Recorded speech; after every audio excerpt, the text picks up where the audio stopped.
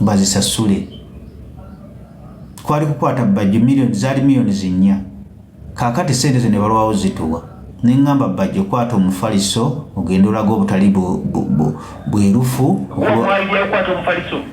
idea nze nagiyiiya ne mugamba bajjo olumba front kuba nze nali wakuyiiya budyusi ye bajjo kirimaanyi n'alumba front n'akwata omufaliso n'abagamba twagala sente zaffe kubanga abantu abakooti era nange nduza wiiki ejja ngenda kubasalako kuno musawo gwa Freedom City kooti yalagira batudize sente zaffe ate bana bazituddiza era nange ngenda kusalako essaawa yonna era munindirire akale tujja kuleeta kirala tutuulaawo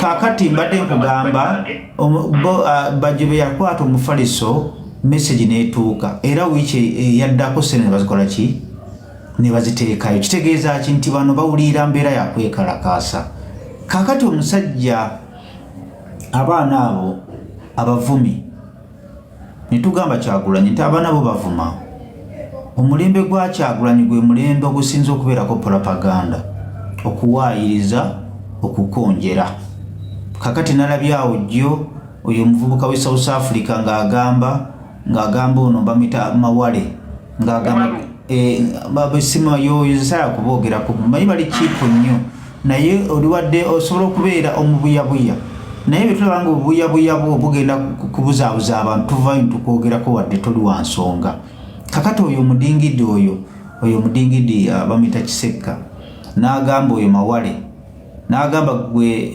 Keti yakutwala ewa Salimu Saina kwa 7 propaganda ekintu kibayita propaganda nitugamba Bobi Wine tumugamba abantu basusse okuvuma abantu bagambeko ekinene nnyo kyeyayogera yali ku radio ya Radio Simba n'agamba munnanga abaana baamaayuuka ng'abeeyita abasitwago abali ebweru waliwo ono w'enviiri Saddamakebe simanyi Saddamani Makebe Saddamani Makebe sitwago eno bannange begenda kubeera etya ng'abantu abagyogerera ye Saddamani Makebe addako ye Kisekka Nobert bamitaani Kisekka ye Kisekka Umaru Dumbi akyali akyayogera simanyi mbuuza gwe yagwoyo ebiseera biri nga lumbuye wali ani kati mba muwadde kutusanya namulemerera nze omu kubasuula lumbuye kuba yali alowooza wa kitalo noobanga essaawa zino eggwanga litwala Saddamani Makebe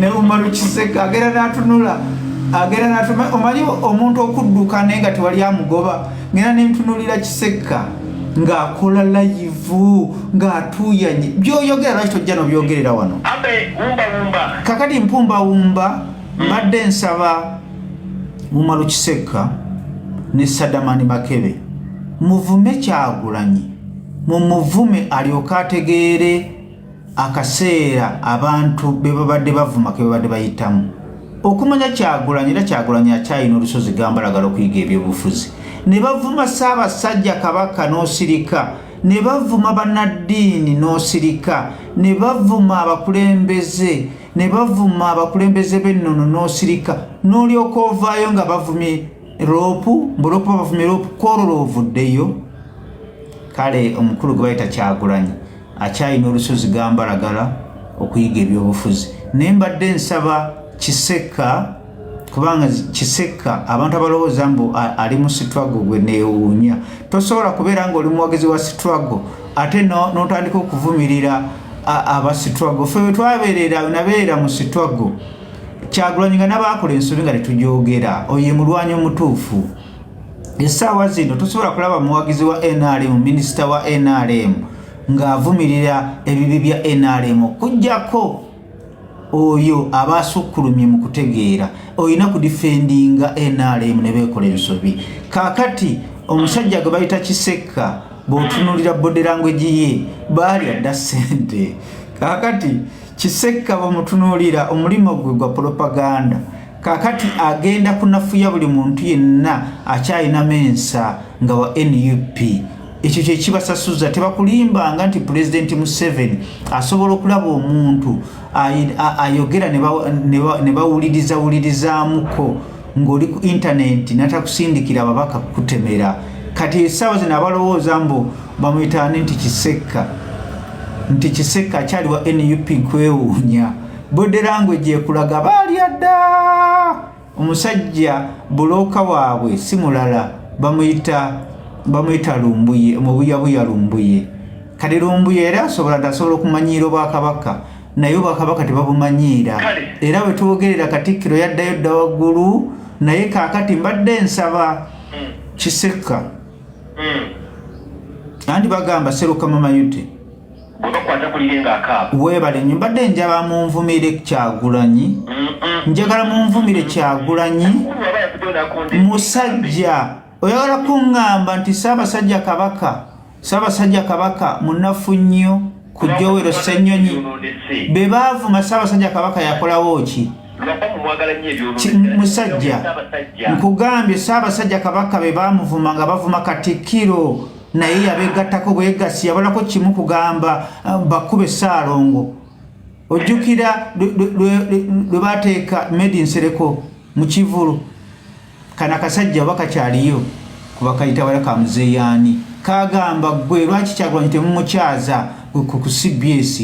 Medi Nsereko aleko agambye nti buuza Mayiga. Eyo pressa okimanyi nti Kyagulanyi era yajja wano naye n'agamba nja kukozesa ebigambo nti nga babuuza Ssaabasajja Kabaka.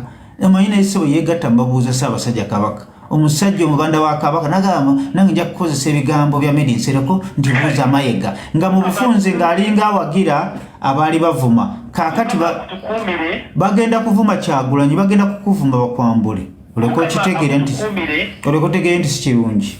Tujja kubanga tukwatagana inshallah Mungu gatwadde ku bulamu. Kaakati wiiki ejja ngenda kusalako Jerusalem Sale, bapromota bange obwavu bubaduma twagala ssente mu ssako.